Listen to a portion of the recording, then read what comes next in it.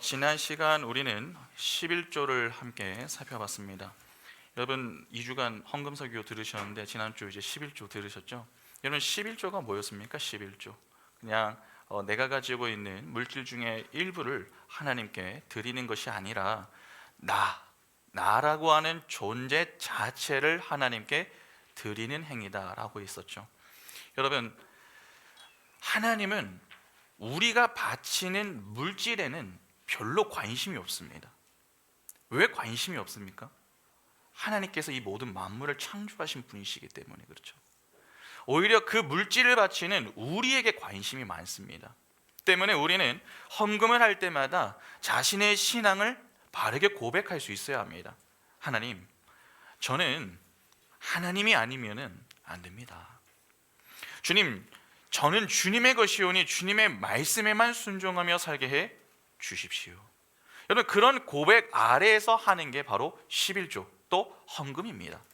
그러니까 11조를 비롯한 모든 헌금은 물질이 아니라 바로 자기 자신을 바치는 것임을 우리는 명심해야 하는 것이죠. 그런데 여러분 자기 자신을 남에게 바치는 것은 이 말처럼 쉬운 것이 아닙니다. 자신을 바침은 곧 자신을 부인하는 것과 같기 때문에 그렇습니다. 그러면 누가 자기를 바칠 수 있습니까? 자신이 자신의 것이 아님을 아는 자가 바칠 수 있겠죠. 이를 달리 말하면 복음을 아는 자가 헌금할 수 있다는 것입니다.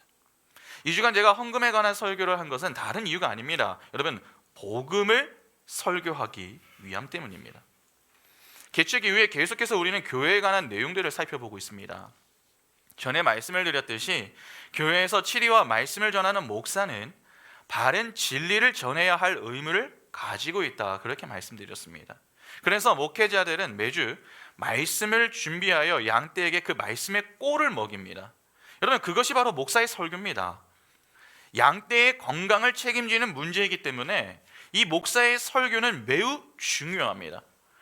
그러면 여기서 우리는 이런 문제를 조금 고민해 볼 필요가 있습니다. 목사는 설교를 통해서 양떼에게 무엇을 먹여야 하는가? 또한 양떼인 성도들은 무엇에 갈급해야 하는 것인가? 하는 것이죠. 여러분 바로 복음입니다. 목사는 설교를 통해서 반드시 양떼에게 복음이라고 하는 꼴을 먹여야 하고 양떼인 성도들은 오직 복음에만 배고픔과 목마름을 느낄 수 있어야 합니다. 여러분 목사의 설교는 구사되는 단어와 전개되는 내용이 다를 수 있습니다. 모든 설교에 늘 같은 단어, 같은 내용을 다루는 것은 아닙니다. 본문에 따라서 얼마든지 다른 단어, 다른 표현, 다른 내용을 다룰 수 있습니다. 그러나 단어와 내용과 상관없이 모든 설교는 한 곳으로 향해야 합니다. 바로 예수 그리스도와 십자가라고 하는 복음으로 결론이 나야 하는 것이죠. 만일 설교를 하되 복음으로 결론이 나지 않으면 여러분 그 설교는 꽝입니다. 그러면 목사의 설교가 반드시 복음으로 결론이 나야 한다면은 설교를 듣는 성도들, 이 청중들 역시 가장 큰 관심에 무엇을 두어야 하는 것입니까? 복음이겠죠. 그러면 그게 핵심입니다. 그런데 이 핵심이 빠지고 형식만 남아있는 경우가 너무나도 많습니다. 목회자들은 복음을 설교하지 않고 성도들은 복음에 관심이 없습니다. 그냥 목사들이 해주는 쉽고 재미있는 이야기를 성도들은 좋아하고 목회자들은 그런 성도들의 비위를 맞추면서 적당한 선에서 말씀을 전하는 것이죠. 그래서 많은 경우에 목사님의 설교가 좋습니다, 그렇게 말하는 분들의 이야기를 잘 들어보면은 목사님의 설교가 재미있어서, 목사님의 설교가 쉬워서, 목사님의 설교가 너무나도 웃겨서 좋다고 여러분 그렇게 이야기하죠. 물론 설교가 재미있고 쉽고 웃기면 도움이 되는 것은 사실입니다. 여러분 일단은 재미가 있어야, 웃겨야 뭐가 됩니까? 집중이 되잖아요. 성도들을 집중시키는데 도움이 되기는 합니다. 그러나 재미있는 설교, 쉬운 설교, 웃기는 설교가 곧 좋은 설교가 되는 것은 아닙니다. 아무리 재미있고 쉽고 웃겨도 그 속에 복음이 없으면 그 설교는 좋은 설교다 그렇게 말할 수 없습니다. 우리는 자꾸 진지하고 어렵고 딱딱한 설교를 싫어하고 그 반대의 경우를 좋아하려고 합니다. 그러니까 무언가 배우려고 하지 않는 습성이 있는 것이죠. 마치 학생들이 공부하기 싫어하는 것과 같은 모습입니다. 여러분, 우리가 교회를 나오는 이유가 무엇입니까? 주일마다 지금 교회 나와서 예배하지 않습니까? 여러분, 주일마다 이 교회에 왜 나오는 것입니까? 왜 예배하십니까? 왜 하나님 믿으십니까? 복음을 알기 위해 나오는 것입니다. 그러면 여러분, 어느 교회가 좋은 교회입니까? 아무것도 안 시키는 교회가 좋은 교회입니까? 목사가 성도의 비위를 맞춰가면서 좋은 이야기를 해주는 그러한 교회가 아니라 때로는 어렵고 딱딱하더라도 제대로 된 진리인 복음, 예수 그리스도와 그분의 십자가를 선포하고 가르쳐주고 훈련시켜주는 그러한 교회가 진짜 좋은 교회입니다. 그러한 교회는요, 크지 않아도 상관없습니다. 작은 교회도 상관없습니다. 어려워도 집중해서 듣고 배우려는 자세를 가지면 들립니다. 안 들리는 이유는 둘 중에 하나입니다. 하나님의 자녀가 아니거나 들으려고 노력을 하지 않기 때문입니다. 그런데 바른 설교를 하기가 생각보다 여러분 쉽지 않습니다. 성도들이 괴로워하고 반응이 없으면 자꾸 의욕이 줄어듭니다. 여러분들은 지금 어떻게 예배하는지 모르시죠? 근데 저는 이 앞에서 여러분이 다 보이거든요. 그러니까 설교자들이 자꾸 설교를 하다 보면 성도들의 표정이 보이잖아요. 그러니까 어려워지는 거예요, 마음이. 아, 이렇게 하니까 안 듣는 것 같다, 이렇게 하니까 자꾸 졸더라, 그런 마음 때문에 안 하게 되는 거예요. 그냥 예화를 그냥 하는 거예요. 여러분, 성도들이 게으르하는 반응을 보면은 목사들은 조금씩 타협을 하기 시작합니다. 그래서 자신도 모르게 나중에는 설교에 변질이 생기죠. 본문은 거둘 뿐 세상적인 이야기가 주를 이루는 것입니다. 그래서 그런 설교는 들어도 남는 게 없습니다. 남는 건 있죠. 예화는 남죠.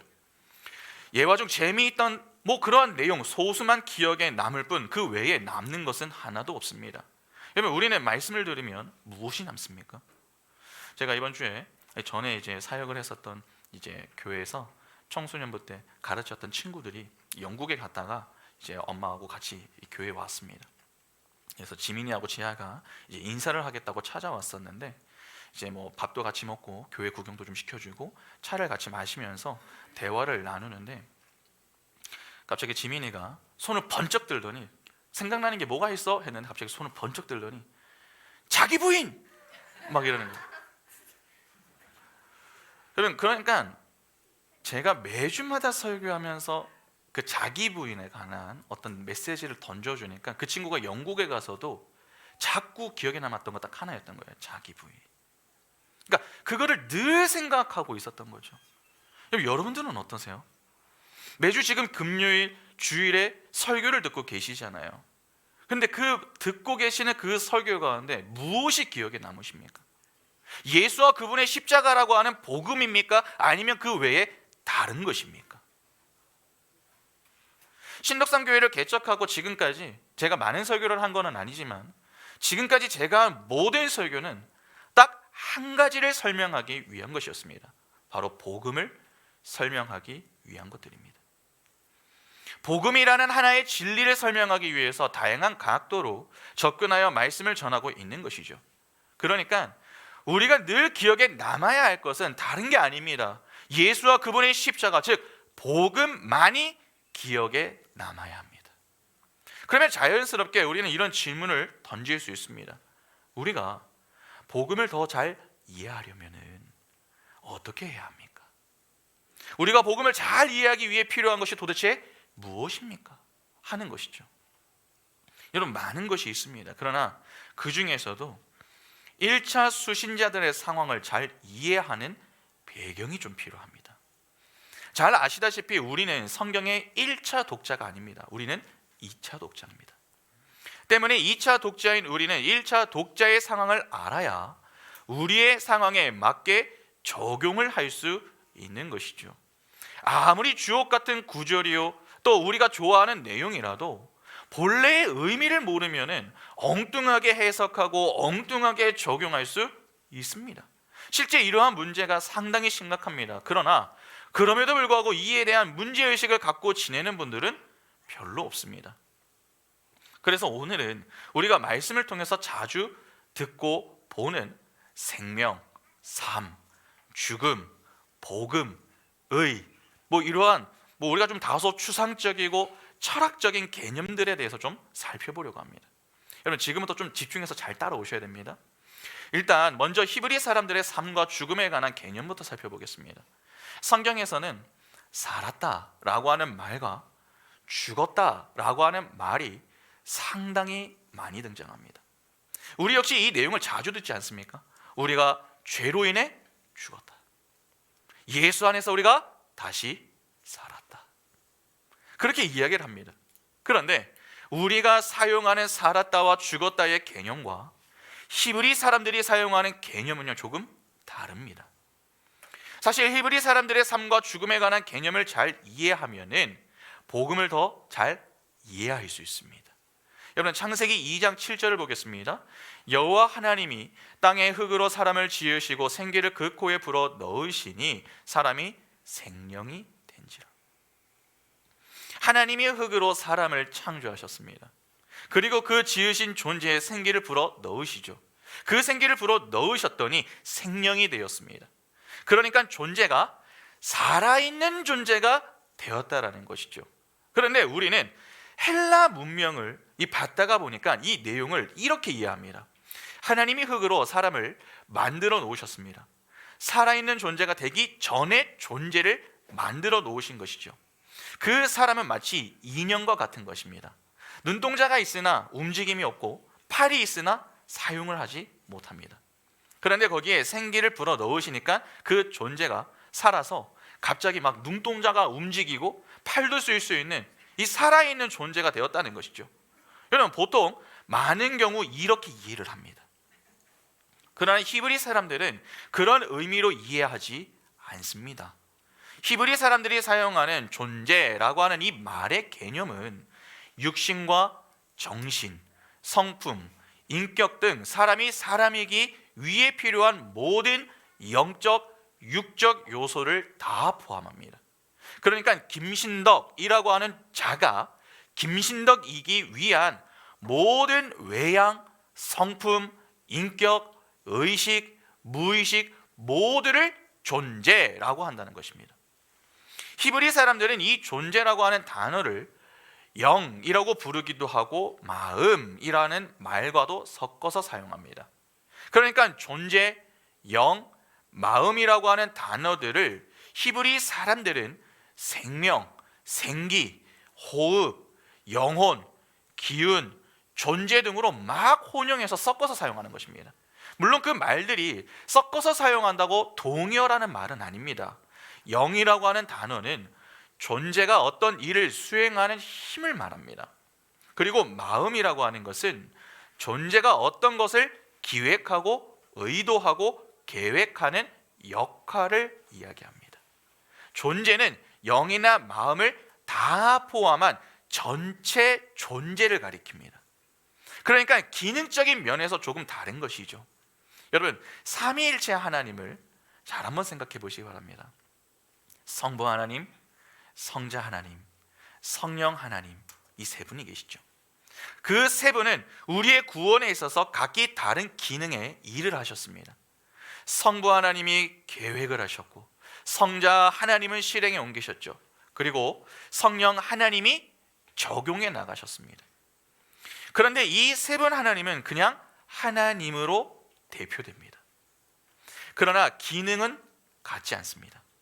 그럼에도 불구하고 하나죠.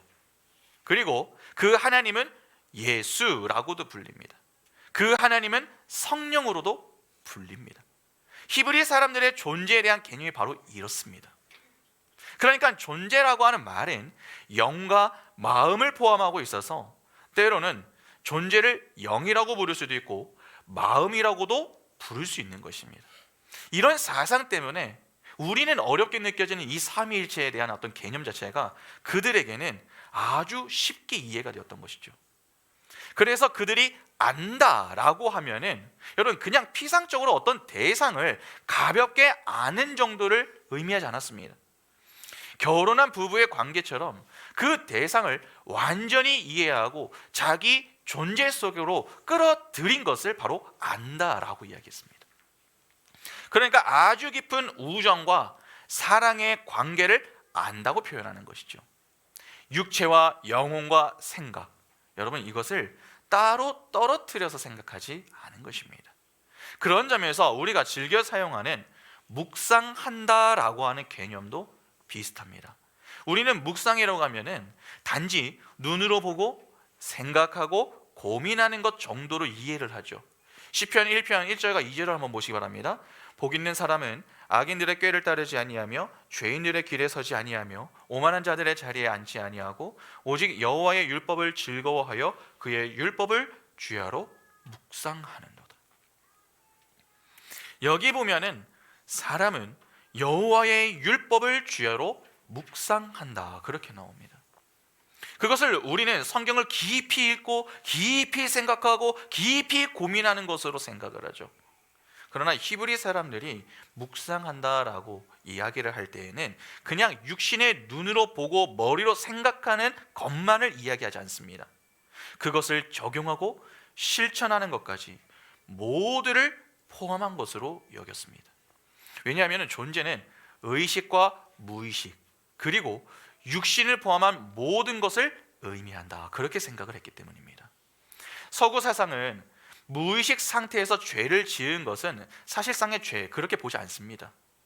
그래서 어떤 범죄를 저지른 사람이 무의식 상태에서 우발적으로 범죄를 저지른 것이 입증이 되기만 하면은 형량이 줄어들죠. 그러나 히브리 사람들은 다릅니다.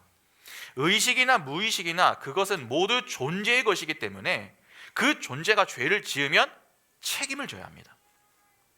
그들은 생각과 행동을 따로 떨어뜨려 생각하지 않았습니다. 생각을 했으면 이미 그 존재가 생각한 그 죄를 지은 것입니다. 그래서 예수께서 이런 말씀을 하셨던 것입니다. 마태복음 5장 28절에 나는 너희에게 이르노니 음욕을 품고 여자를 보는 자마다 마음에 이미 간음하였느니라. 여러분 우리는 이 말씀을 읽으면서 한번 생각을 해봐야 됩니다. 이 말이 뭘까? 그러나 당시 유대인들은 이 말씀을 쉽게 이해할 수가 있었습니다. 이렇게 히브리 사람들에게는 이 존재라고 하는 것이 그냥 죽어있는 인형이 아니었습니다. 인간은 살아있는 존재가 되기 전에 그냥 인형이었다 하는 것이 아니라 지금 예수 믿지 않는 사람들처럼 보고 말하고 생각하는 능력을 갖고 있는 자를 가리킵니다. 여러분 창세기 1장에서도 하나님이 하늘의 새와 물고기를 창조하셨습니다. 그런데 그들을 가리켜서도 존재라고 하는 단어를 사용합니다. 네페시라고 하는 단어. 여러분 창세기 1장 24절 보시기 바랍니다. 하나님이 이르시되 땅은 생물을 그 종류대로 내되 가축과 기는 것과 땅의 짐승을 종류대로 내라 하시니 그대로 되니라. 여러분 본절에 지금 이 본절에 생물이라고 하는 말이 나오죠. 이 말이 존재입니다. 하나님은 물고기와 새들에게도 존재라고 하는 단어를 사용하셨습니다. 그러나 하나님이 그들에게 생기를 불어 넣으셨습니까? 아니죠. 그런데 그들은 하늘을 날고 물에서 헤엄을 쳤습니다. 그러면 인간 역시 이와 비슷한 존재였을 가능성이 매우 높다라는 것이죠. 그런데 하나님이 생기를 불어 넣으셨더니 그 존재가 살아있는 존재가 되었다 하는 것입니다. 그럼 보고 말하고 생각하고 있다고 해서 그것이 살아있는 것이 아니다라고 하는 말이 되는 것 아닙니까? 그러면 히브리 사람들에게 죽었다는 개념은 어떠한 것입니까? 존재가 존재하기 위해서는 모든 것, 즉 건강, 지식, 지혜, 인격, 성품 등을 다 갖추고 있는 것을 생명이라고 부릅니다. 그리고 존재가 그 생명력을 100% 소유하고 있는 그 상태를 행복이라고 얘기합니다. 그래서 모든 인간은 그 행복을 추구하게 되어 있죠. 처음에 사람이 창조되었을 때에 생기가 불어 넣어져서 인간이 살아있는 존재, 즉 생명이 되었습니다. 100%의 생명력을 가지고 있었습니다. 여러분 그 상태가 행복한 상태였습니다. 비록 죄를 지을 가능성이 있었지만 죄를 짓기 전에는 100%의 생명력을 가지고 있었습니다. 인간에게 질병과 고난 등이 닥치게 되면 인간은 아프고 고통스럽고 힘이 듭니다. 100%의 만족한 생명력을 소유하지 못하게 됩니다. 부족한 상태가 되는 것이죠. 여러분, 인간은 나면서부터 죄인으로 나기 때문에 질병과 고통 그리고 사망에 노출이 되어 있습니다. 그래서 우리는 태어나면서부터 어디를 향해 걸어갑니까? 죽음을 향해 걸어가는 것 아닙니까? 그래서 우리는 늘 뭔가 부족함을 느낍니다. 가슴 한 구석이 뻥 뚫린 것 같은 그러한 느낌이 드는 것이죠. 그래서 인간은 그 허전함을 채우기 위해서 자꾸 노력을 합니다. 학생의 때에는 열심히 공부를 해서 좋은 대학에 들어가려고 합니다. 또 직장에 들어가기도 하고 일도 열심히 하고 좋은 사람을 만나서 사랑하고 결혼도 합니다. 그리고 결혼해서 자녀를 낳고 그 자녀를 열심히 키우기도 합니다. 순간순간 노력하여서 얻는 그 성취는 부족함을 채워주는 것 같습니다. 그러나 그 부족함은 온전히 채워지지가 않습니다. 그래서 하나를 채우면 또 다른 것을 채워야 할 것이 보이고 이에 걱정하고 두려워하며 그 부족함을 채우려고 자꾸 발버둥을 치는 것입니다. 이 땅에 사는 모든 인간이 그렇게 살고 있는 것이죠. 아무리 채우려고 해도 여러분, 인간의 그 부족함은 어떠한 것으로도 채워지지가 않습니다. 여러분, 도대체 그 이유가 무엇 때문입니까? 행복을 향해 달려가잖아요. 부족함을 채우려고 하잖아요. 근데 왜 그 행복해지지가 않는 것입니까? 왜 온전하게 행복해지지가 않는 것입니까? 그것은 우리의 부족함이 죄로 인해 생겨난 것이기 때문에 그렇습니다. 그래서 그 죄가 해결되지 않으면은 결코 그 부족함의 구멍은 메워지지가 않습니다. 인간은 죄로 말미암아 육신의 죽음을 맞이하게 되었습니다. 나이가 들고 늙어가면서 생명력은 계속 줄어듭니다. 힘은 빠지고 외모도 늙어갑니다. 결국 모든 생명력을 쏟아내어버린 시체가 되게 되는 것이죠. 히브리 사람들은 죄로 말미암아 우리에게 주어진 죽음을 향해 생명력이 조금씩 소진되는 그 죽음을 향한 전체의 과정을 죽었다, 그렇게 표현합니다.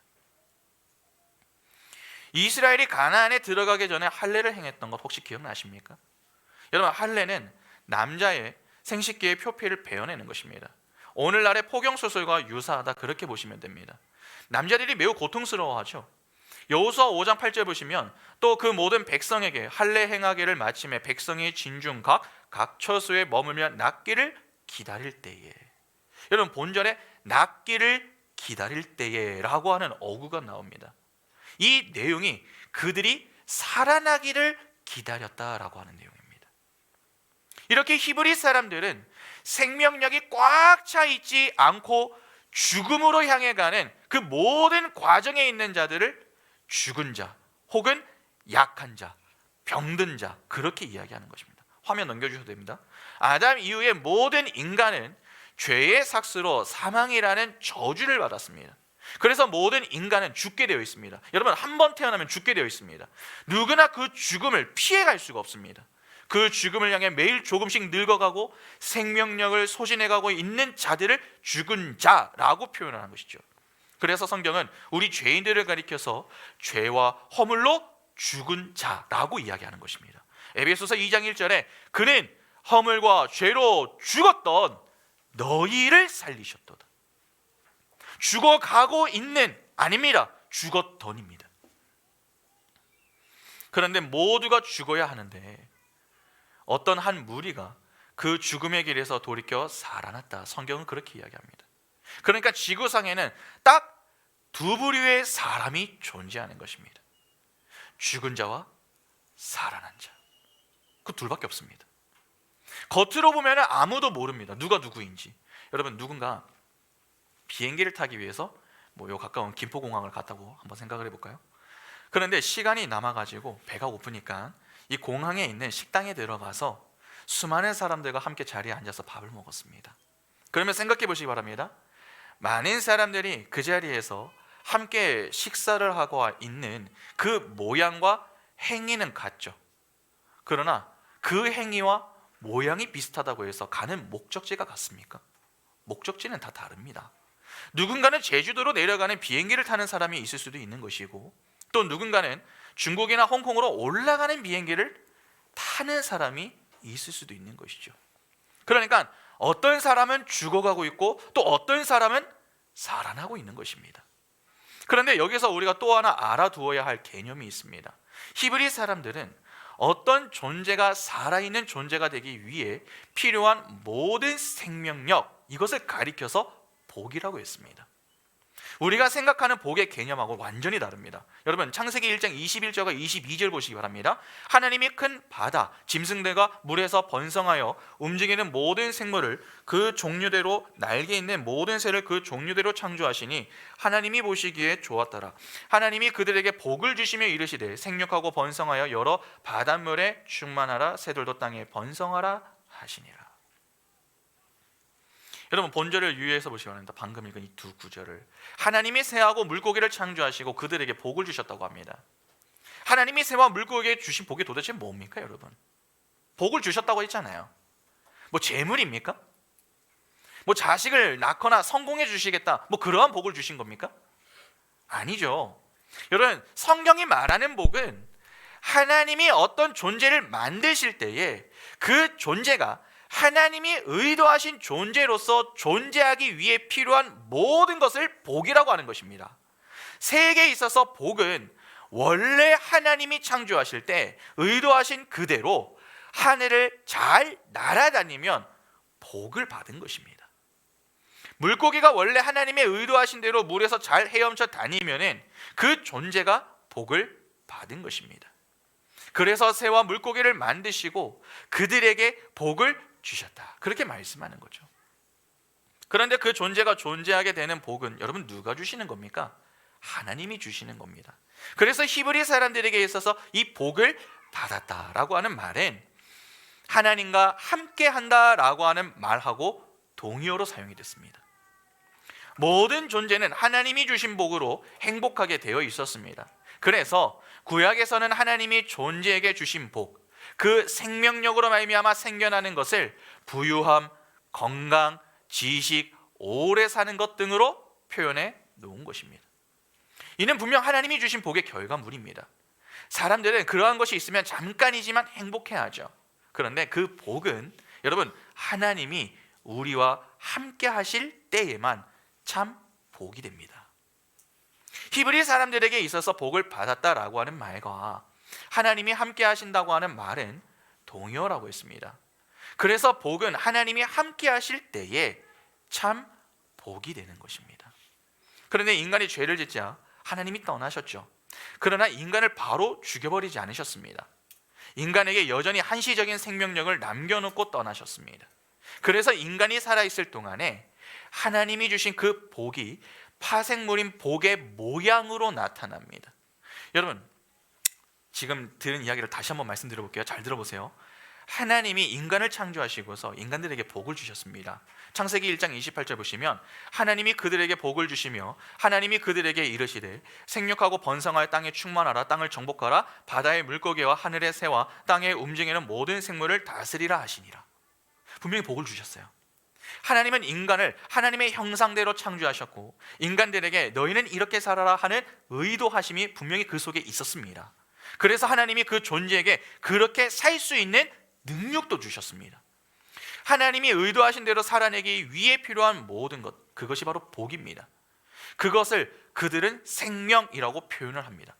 그런데 인간이 마귀의 유혹에 빠져서 타락을 했습니다. 하나님은 그들을 떠나셨고 그렇게 그들과 원수가 되셨습니다. 이에 그들은 하나님이 선악과를 주시면서 약속하신 대로 너희가 이 선악을 알게 하는 나무의 실과를 먹으면 정녕 죽으리라 하신 그 죽음을 향해 가게 된 것이죠. 하나님께서는 약속대로 인간을 떠나버리셨지만 육체적인 생명을 끊어버리지는 않으셨습니다. 잘 아시다시피 선악과를 따먹은 아담과 하와를 금방 죽이지는 않으신 걸 잘 알지 않으십니까? 그러나 히브리 이 사람들의 사상에서는 그것이 바로 죽음입니다. 그러니까 죄로 인해 모든 인간은 죽음을 향해 가게 되어 있는 것이죠.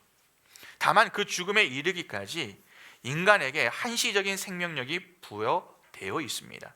그래서 인간들에게는 하나님이 주신 생명력에서 생기는 부, 건강, 장수 같은 이런 이 복들이 남아 있는 것이죠.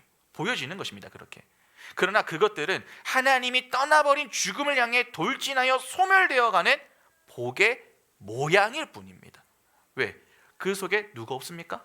하나님이 없잖아요. 그렇게 소멸되어가고 불타버릴 것들을 우리는 진정한 복이다 그렇게 말하진 않습니다.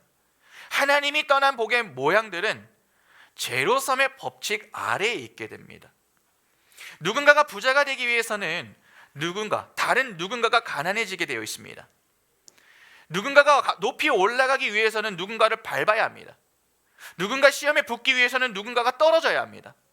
그것은 복이라고 하지 않습니다. 오히려 악이라고 합니다. 하나님이 떠난 그 모든 것들은 악이고 죄입니다. 왜 하나님이 죽어가는 이 세상에서 여러분, 우리 주변에 풍요한 사람, 건강한 사람, 멋진 사람들을 두어서 우리로 하여금 부럽게 하시고 몸서리치게 하는 줄 아십니까? 참 복을 회복한 자가 누릴 것은 너희가 지금 부러워하는 것을 다 합쳐서 거기다가 억만 배를 곱한 것 그 이상의 행복이다 라고 하는 것을 가르쳐 주시기 위함 때문입니다. 참 복을 받은 자들은 그 어마어마한 것들을 누리게 될 것입니다. 거기서는 제로섬의 법칙 없습니다. 모두가 풍요하고 모두가 왕입니다. 모든 교회가 예수와 함께 만물을 다스릴 것입니다. 우리는 그 참 복에 대한 힌트만 얻으면 되는 것이죠. 모든 인간은 그렇게 죽음을 향해 갈 수밖에 없는 자, 즉 죽은 자가 되어버린 것입니다. 껍데기뿐인 복을 진짜 복인 줄 알고 착각하며 즐기며 사는 것입니다. 그러나 결국에는 모두 불타 버릴 것들입니다. 그 복을 잃은 인간에게 하나님이 어떤 무리를 택하셔서 다시 그 진짜 복을 주시기로 하셨습니다. 모든 인간이 죽음을 향해 가고 있는 그 죽은 삶을 살고 있는데 어떤 자들을 살려내시기로 하신 것이죠. 그 처음 시작을 가시적으로 보여주는 곳이 바로 아브라함의 이야기입니다. 여러분, 하나님이 메소포타미아 문명의 발상지인 갈대아 우르에서 아주 잘 먹고 잘 살고 있었던 아브라함을 찾아가셨습니다. 오늘날의 이라크 지방입니다. 이미 그때의 당시 수세식 화장실이 있었던 아주 풍요로운 곳이 바로 갈대아 우르였습니다. 그 역시도 여러분 풍요는 누리고 있었지만 우상을 만들어 팔던 죽어가던 자, 죽은 자가 바로 아브라함이었습니다. 그에게 찾아가셔서 내가 너에게 복을 줄 테니 본토 친척 아비의 집을 떠나서 내가 너에게 지시하는 땅으로 가라. 그렇게 말씀하시죠. 우리가 가지고 있는 복의 개념으로만 보면은 여러분 아브라함은요 이미 충분히 복을 받은 사람입니다. 그런데 하나님이 그런 그에게 찾아가셔서 말씀하시기를 내가 내게 복을 줄 것이며 너를 복의 근원으로 만들겠다. 그렇게 말씀하십니다. 그리고 삭막한 광야로 그를 내모시는 것이죠. 그런데 성경은 삭막한 광야로 내몰린 아브라함을 가리켜서 복의 근원이며 복을 받을 자다 그렇게 이야기합니다. 하나님이 이 땅에 눈에 보이는 풍요와 안락함을 주시기 위해서 아브라함을 갈대아 우르에서 건져내신 게 아니었습니다. 하나님이 이 땅에서의 번영과 번성을 주기 위해서 이스라엘을 애굽에서 건져내신 것도 아니었습니다. 오히려 비옥한 갈대아 우르와 삼각주 땅인 애굽에서 건져내셔서 마실 물도 제대로 없어가지고 이 바닷물을 끓여 먹어야 하는 그 광야로 데리고 가십니다. 여러분 왜 그리로 데리고 가십니까?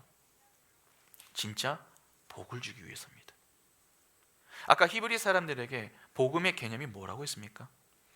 하나님이 처음 창조하셨을 때 그 의도대로 충만한 생명력을 가지고 하나님과 함께 거하는 것, 그게 복이라고 하지 않았습니까?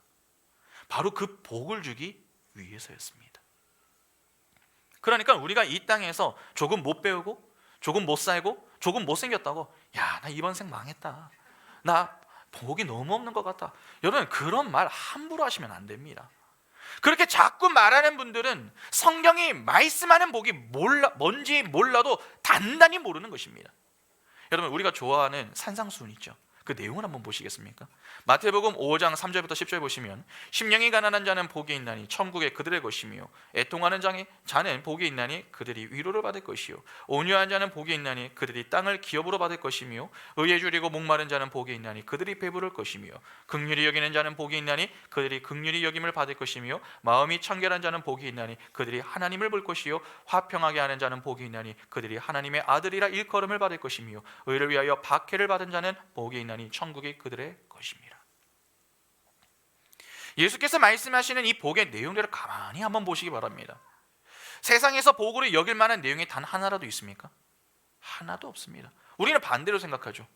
반대로 되어야 복이라고 생각합니다. 그런데 예수님은 오히려 그 반대로 말씀을 하시는 거죠.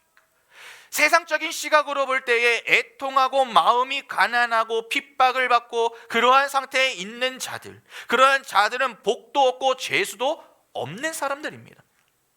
사람이 깨끗하고 청결하게 살면은 세상에서 인정 못 받습니다. 사업을 할 때 온유한 마음으로 하면은 손해를 보는 것이죠. 자비를 베풀면 자신의 소유가 느는 게 아니라 줄어드는 것입니다. 의에 줄이려 하면은 칭찬받는 게 아니라 야 너만 잘났냐? 그렇게 핀잔을 받습니다. 한마디로 산상수훈의 내용처럼 살면은 세상에서 인정을 받는 게 아니라 바보가 된단 말입니다. 그러나 세상 사람들이 볼 때 그렇게 바보 같고 어리석게 보여도 그는 복을 받은 사람일 수 있음을 우리는 깨달아야 합니다. 그러니까 누군가를 향해 복도 없다, 여러분 그렇게 섣부르게 말해서는 안 되는 것입니다. 왜냐하면 복이라고 하는 것은 이 땅의 풍요를 말하는 것이 아니기 때문입니다. 이 세상에서 가장 복을 받은 자, 완벽한 삶을 살다 가신 분이 누구십니까? 예수 그리스도입니다. 그런데 그분의 삶이 어땠습니까? 이 땅에서 풍요와 번영을 누리셨습니까? 성경의 복은 우리가 태초에 지어진 그 복을 받은 자로 회복되는 것을 말합니다. 하나님이 처음에 의도하신 대로 순종하는 자가 되어 하나님과 동행하며 하늘의 모든 것을 누리게 되는 것, 그걸 복이라고 한단 말입니다. 여러분, 그러면 원래 인간이 어떤 존재로 지음을 받았습니까? 원래 어떻게 지음을 받았습니까? 뭐 대충은 이제 아는 것 같은데 어떻게 얘기를 이제 정리를 해야 될지. 여러분, 하나님을 의지하고 하나님과 함께하며 하나님께 영광을 돌리기 위해 지음을 받았죠. 이 백성은 내가 나를 위하여 지었나니 나를 찬송하게 하려 함이니라. 여러분, 그러면은 원래 인간은 무엇을 할 때 복을 받은 존재가 되는 것입니까? 무엇을 할 때? 하나님을 찬양할 때, 하나님께 예배할 때, 하나님과 함께할 때. 여러분, 그래서 시편 128편 1절 보면 이렇게 말씀합니다. 여호와를 경외하며 그의 길을 걷는 자마다 뭐가 있습니까? 복이 있도다. 여호와의 관계가 회복되어 그분을 알아보고 그분의 크심을 알게 되어 그분을 경외하며 그분의 뜻에 순종하며 살게 되는 것, 그것을 우리는 복이다, 그렇게 이야기하는 것입니다. 그러면 성경에서 말하는 의라고 하는 것이 도대체 무엇입니까? 보통 우리는 의라고 하면은 도덕적이고 윤리적인 면으로 많이 접근을 합니다. 그러나 성경이 말하는 의는 그런 의미와는 많이 다릅니다. 여러분, 창세기 15장을 보면은 하나님이 창세기 12장의 내용을 조금 더 자세하게 설명을 해주십니다. 내 자손이 저 하늘의 별처럼 바다의 모래처럼 될 것이다, 그렇게 말씀하시니까 아브라함이 믿습니다. 그랬더니 하나님이 그 아브라함을 의롭다 칭찬하시죠. 여러분, 아브라함에게 복을 주시면서 그를 의롭다고 칭찬해 주셨습니다. 창세기 15장 6절 보시기 바랍니다. 아브라함이 여호와를 믿으니 여호와께서 이를 그의 의로 여기시고. 아브라함이 이 장면에서 무엇을 했기에 하나님이 의롭다고 하십니까? 하나님이 죄를 멀리하고 윤리적으로 도덕적으로 하나님의 정하신 수준까지 잘 살아냈기 때문에 그를 의롭다고 말씀하신 겁니까? 여러분, 왜 아브라함에게 복을 주시면서 거기서 의를 이야기하십니까? 우리가 알고 있는 서구 사상의 영향을 받은 의는요, 어떤 도덕, 윤리적인 수준을 정해놓고 거기에 맞게 살아내는 것입니다. 이것을 딱 기준을 잡아놓고 이것을 통과하면은 저 사람 의롭다, 이렇게 이야기하는 겁니다. 근데 여기에 미달하지 못하면 어떻게 됩니까? 의롭지 못하다, 불의하다, 그렇게 이야기하는 것이죠.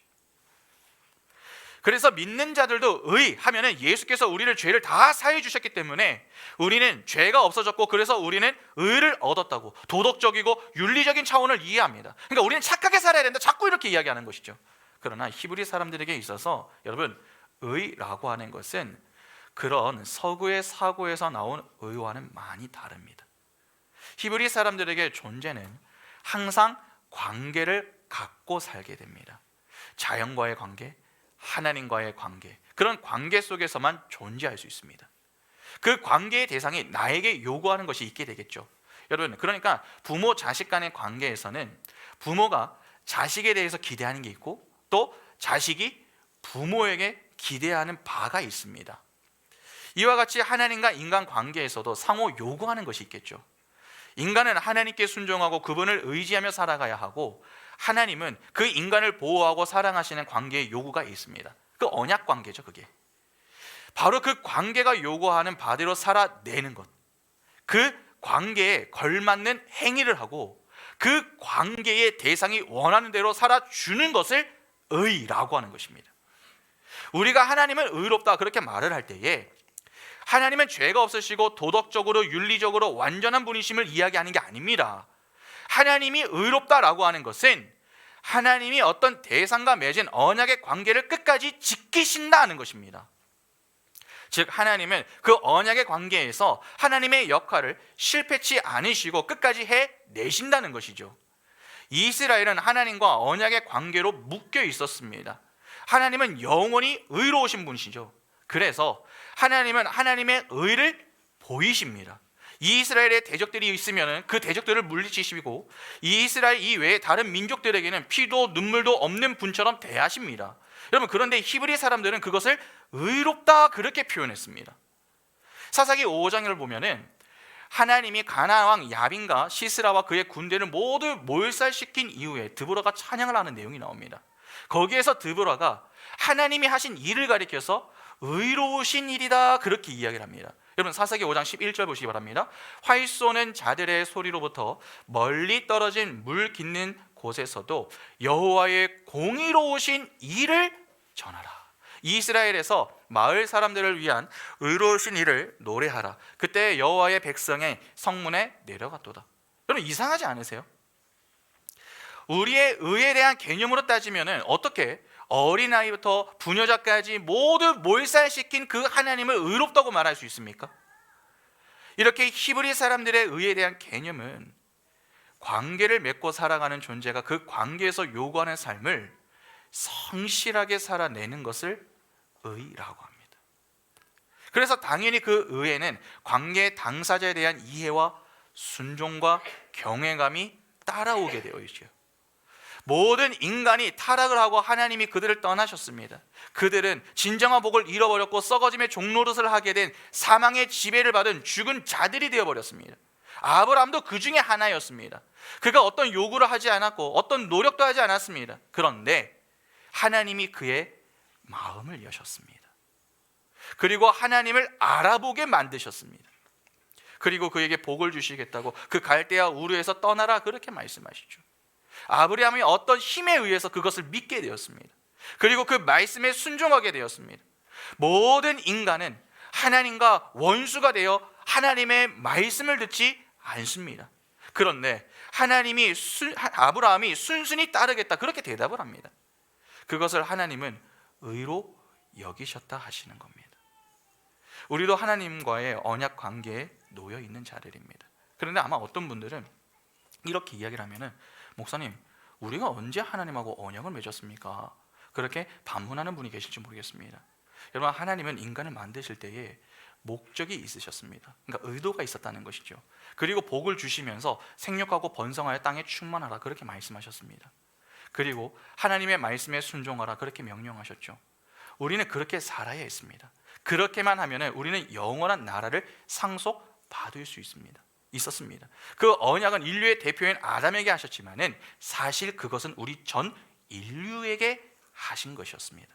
여러분, 그래서 호세아서를 잘 읽어보면은 하나님이 이스라엘이 아담이 그랬던 것처럼 언약을 어겼다라고 하는 내용이 나옵니다. 여러분, 호세아 6장 7절 보시기 바랍니다. 그들은 아담처럼 뭘 어깁니까? 언약을 어기고 거기에서 나를 반역하였느니라. 아담은 하나님과의 언약의 관계에서 자신이 해야 할 몫을 해내지 못했습니다. 그러니까 우리도 마찬가지죠. 성경은 그것을 불의라고 이야기하는 것입니다. 관계를 가지고 살아가는 존재가 그 관계에서 요구하는 행위를 하지 못했을 때 우리는 불의하다라고 한다고 했습니다. 그래서 우리는 불의한 자가 되어버렸습니다. 그런데 하나님이 그 불의한 자들 중에 어떤 무리를 의롭게 만드시기로 했습니다. 그러니까 원래 하나님과 인간이 서로의 관계가 요구하는 삶을 살 수 있게 회복을 시키기로 한 것이죠. 하나님은 그 첫 모델을 바로 아브라함으로 삼으신 겁니다. 그래서 그를 믿음의 조상이다 그렇게 이야기하는 것입니다. 인간은 이미 타락을 했기 때문에 인간이 다시 의롭다 하심을 얻기 위해서는 어떤 능력이 필요했습니다. 하나님은 하나님의 방법으로 인간을 의롭게 만드시는데 그것을 아브라함에게 미리 보여주신 거죠. 창세기 15장에서 아브라함에게 너의 자손이 하늘의 별처럼 바다의 모래처럼 될 것이다 그렇게 하시고 아브라함이 그것을 믿자 그를 의롭게 여기십니다. 그리고는 그것을 어떻게 이루실 것인지를 아브라함에게 보여주시는데 그 이후에 언약을 맺으시죠. 횃불 언약.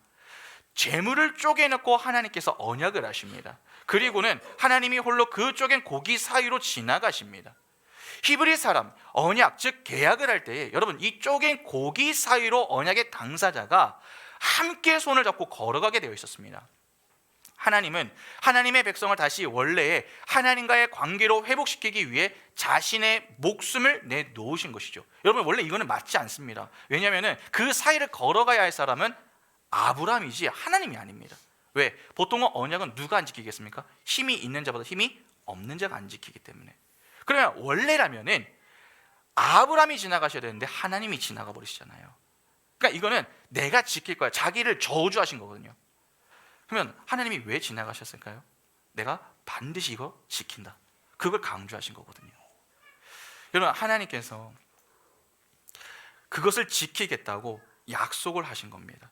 그 약속을 어떻게까지 지키십니까?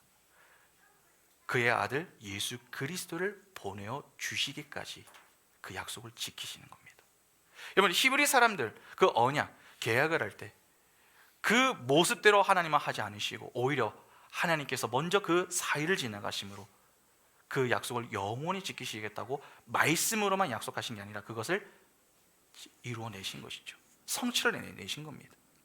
그렇게 해서 그 하나님은 그 약속대로 십자가에서 죽으셨고 그 언약은 끝까지 지켜진 것입니다. 그렇게 하나님의 목숨을 걸고 우리를 의롭게 만들어 주신 겁니다.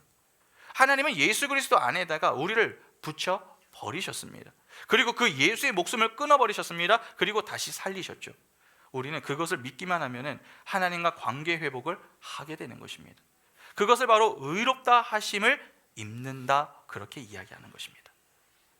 이렇게 자신의 목숨을 끊으면서까지 언약관계 당사자들을 건져내시는 그 하나님을 우리는 의롭다 그렇게 이야기하는 것입니다. 여러분 왜 전 인류를 다 건지시지 않으셨는가? 그것은 우리가 다 알 수 없습니다. 다만 그 절망에서 우리를 건져주신 하나님께 감사하는 것이 중요한 것이죠. 로마서 5장 1절 보시면 그러므로 우리가 믿음으로 의롭다 하심을 받았으니 우리 주 예수 그리스도로 말미암아 하나님과 화평을 누리자. 하나님은 우리에게 의를 선물하시는 데에 다른 방법을 사용하실 수도 있었습니다. 그런데 왜 예수께 붙여 놓으신 줄 아십니까? 여러분 예수를 죽이실 때 왜 그 속에 우리를 같이 넣으셨는 줄 아십니까? 그것은 다시는 그 의의 상태가 불의의 상태로 되지 않게 하시기 위해 예수께 우리를 붙여 넣으신 것입니다. 아예 연합을 시켜버리신 거죠. 예수는 하나님을 배신할 수가 없습니다. 예수는 다시 타락할 수 없으신 분이십니다. 그래서 이제 우리는 영원히 그 의를 소유할 수 있게 된 것이죠. 하나님이 살라고 하시는 대로 영원히 살 수 있게 된 것입니다. 다시는 타락할 수 없게 되어버린 것이죠. 여러분 우리는 복을 받았습니다. 하나님과의 관계가 회복이 되었습니다. 이제 의롭게 되었습니다. 그래서 창세기에서 하나님이 인간을 만드시고 인간에게 요구하시고 의도하신 내용을 지켜낼 수가 있게 된 것입니다. 여러분, 창세기 1장 28절을 다시 한번 보시기 바랍니다. 하나님이 그들에게 복을 주시며 하나님이 그들에게 이르시되 생육하고 번성하여 땅에 충만하라, 땅을 정복하라, 바다의 물고기와 하늘의 새와 땅에 움직이는 모든 생물을 다스리라 하시니라. 바로 이 요구가 복을 받고 의롭게 되어 영생을 얻은 자들에게 다시 요구되고 있습니다. 이제 예수 그리스도의 십자가로 말미암아 그렇게 살 수 있는 능력이 주어진 것이죠. 여러분, 마태복음 28장 19절과 20절입니다. 그러므로 너희는 가서 모든 민족을 제자로 삼아 아버지와 아들과 성령의 이름으로 세례를 베풀고 내가 너희에게 분부한 모든 것을 가르쳐 지키게 하라. 볼지어다 내가 세상 끝날까지 너희와 항상 함께 있으리라 하시니라. 너희들은 이제 예루살렘과 온 유대와 사마리아 땅끝까지 이르러 내 증인이 되어 하늘나라를 선포하라. 하나님을 증거하라. 복음으로 그들을 정복하고 다스리라. 그러한 지상 대명령이 주어진 것입니다. 예수 그리스도의 십자가로 말미암아 이제 우리가 하나님의 목적하신 대로 완전하게 재창조가 된 것입니다.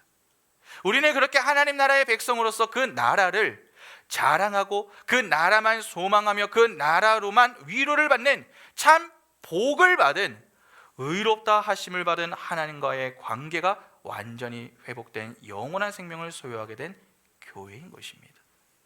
여러분, 어떠십니까? 지금까지 들은 내용을 잘 생각해 보면은 그동안 우리가 듣고 보던 그러한 내용들과 비슷합니까? 그렇지 않죠. 그래서 우리는 늘 훈련을 통해서 배워야 하는 것입니다. 이러한 내용들을 알아야 복음을 이해하는 것이고, 여러분, 그런 자들을 가리켜서 바로 그리스도인이다, 그렇게 이야기하는 것입니다. 그러면 진짜 우리가 그리스도인이 맞다면은 무엇으로 위로를 받겠습니까? 복음으로만 위로를 받습니다. 다른 위로는 거절하는 자들입니다.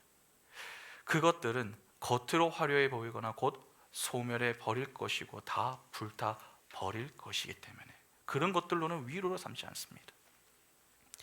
여러분, 설교는 생명을 걸고 참 복음을 전하기 위해 노력해야 합니다. 성도는, 목사의 설교는 그렇고 성도는 그 진리의 꼴을 잘 받아먹기 위해 힘을 쏟아야 합니다. 그래야 건강해지는 것이고 그래야 살 수 있는 것입니다. 여러분, 왜 내가 교회는 자꾸 다니고 있는 것 같은데 내 삶은 제자리 걸음인 것 같은가? 주어지는 말씀의 꼴, 복음의 꼴을 제대로 받아먹지 않기 때문입니다. 꼴을 제대로 전하는 것도 중요하지만 제대로 받아먹는 것도 중요합니다. 받아먹어야 그것이 내 삶에 나타나지 않겠습니까? 어떤 상황에 처해 있다 할지라도 우리가 생각할 때 내가 세상에서 제일 불행한 것 같다, 여러분, 그렇게 느낄 만큼 힘이 들 때에도 우리는 복음만으로 기뻐하고 행복해 할 수 있는 자들이 되어야 합니다. 믿음의 선진들이 복음 때문에 옥에 갇혀 있을 때에도 찬양을 했고 복음 때문에 매를 맞을 때에도 기뻐했던 그 기쁨과 행복이 오늘 우리의 것이 될 수 있어야 한다는 것입니다. 여러분, 아직 예수 그리스도를 알지 못하는 분이 계십니까? 여러분, 이 자리에 있다고 해서 예수 그리스도 우리가 다 알고 있는 거 아닙니다. 예수 그리스도를 아직 모를 수 있습니다. 하나님에 대해서는 알 수 있어도 하나님을 모르는 분들이 있을 수 있습니다. 여러분, 목사여도 장로여도 집사여도 권사여도 뭘 맡고 있어도 하나님 모르는 사람이 있을 수 있습니다. 여러분, 아직 예수 그리스도를 알지 못하는 분이 계십니까? 예수 그리스도께서 지금 우리를 초대하고 계십니다. 요한복음 5장 오늘 본문인 24절과 25절 보시면 내가 진실로 진실로 너희에게 이르노니 내 말을 듣고 또 나 보내신 이를 믿는 자는 영생을 얻었고 심판에 이르지 아니하나니 사망에서 생명으로 옮겼느니라. 진실로 진실로 너희에게 이르노니 죽은 자들이 하나님의 아들의 음성을 들을 때가 오나니 곧 이때라. 듣는 자는 살아나리라. 여러분, 지금이 바로 그때입니다. 우리에게 지금 생명과 복과 의가 무엇인지, 우리가 어떤 지경으로 떨어져야 할 존재인지, 그 자들에게 하나님이 예수를 보내어 하신 일이 무엇인지 다 선포가 되었습니다. 그 말씀의 꼴을 이제 받아 먹으시기 바랍니다. 예수를 믿으시기 바랍니다. 죽은 자들이 생명의 말씀을 들을 날이 오나니 듣는 자는 살아나리라. 그 주님의 초청을 받아서 생명의 자리에서 주께서 주시는 참복을 누리며 영원히 기쁨과 즐거움을 가지고 주께 영광 돌리는 복된 인생이 바로 오늘 우리의 인생이 다 될 수 있기를 간절히 소망합니다. 함께 찬양하겠습니다.